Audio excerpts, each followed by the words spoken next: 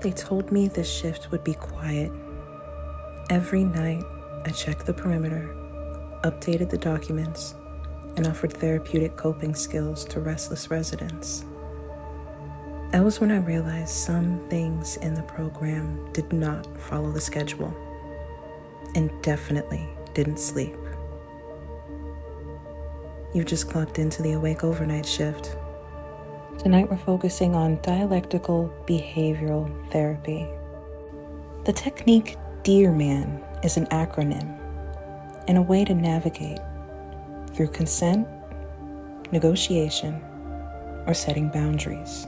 DEARMAN stands for describe, express, assert, reinforce, mindful, appear confident, and negotiate.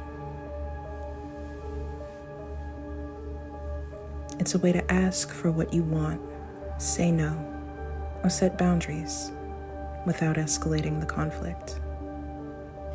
Now, in the woods of Appalachia, you might look at DEARMAN as something completely different, specifically in the Algonquin region.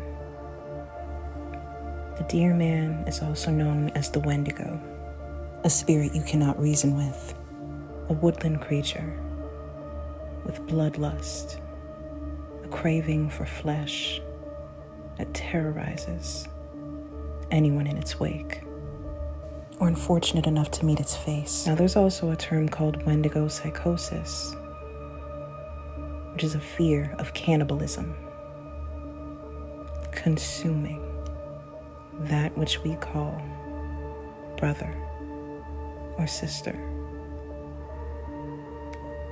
You've clocked into the Awake Overnight shift.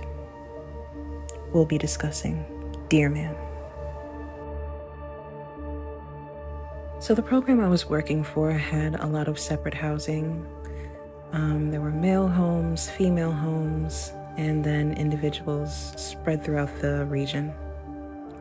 I had been asked to go to one of the girls' homes for a shift, and I didn't mind. I was curious to see what different places were like. I felt confident about my ability to use the skills, and I was just ready to see something different. The girls interacted very differently from the boys.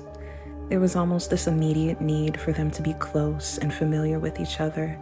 Even if they didn't necessarily like each other, there was just a need for them to know what was going on with the person next to them. And there was gossip, there were fights, there was sharing of clothes and items and giving things and taking them back, and frustration and all the things that you can expect from any house with children that have behavioral problems. So nothing in that regard was really different.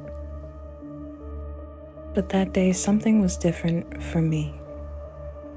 I had a darkness weighing over me emotionally, and cramps. I had experienced something that was really challenging, and I was just kind of carrying it with me. I was so tired. Now, they tell you, be mindful of burnout, take time and space when you need it, but they also tell you, hey, can you cover this shift? And saying no at the wrong time can cost you more than you think. At least that's something I had learned. So we have a regular day. I show up before sunset, and we've taken the kids to the mall, we've done dinner, and there's two girls in particular who are at each other's throats. I mean, screaming back and forth, splitting me and my other coworker, just making sure that we're siding with one of them because they know they don't like the other. So they both refuse dinner, and one decides that she wants to make some ground beef, stops halfway and throws it outside. And we had to talk about that. You can't just throw raw meat outside.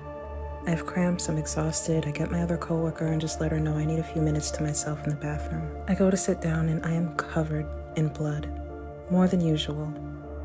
So I just take the time to clean up and get myself together. So I'm taking my time to clean up and just get ready for the next few hours. I let my coworker know what's going on, and there is screaming and running around while I'm trying to take care of myself. It was the worst. Eventually, things settle down. My coworker leaves for the night. The girls are asleep in their bed, and then I hear a screaming. The screaming's coming from outside of the house.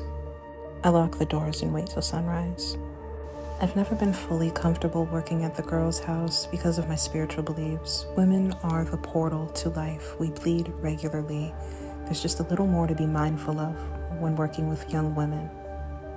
But spiritually, something definitely noticed us that night. Was it a Wendigo in the woods, waiting with bloodlust to terrorize us? Or was it something spiritual, waiting for a portal to be born into this world?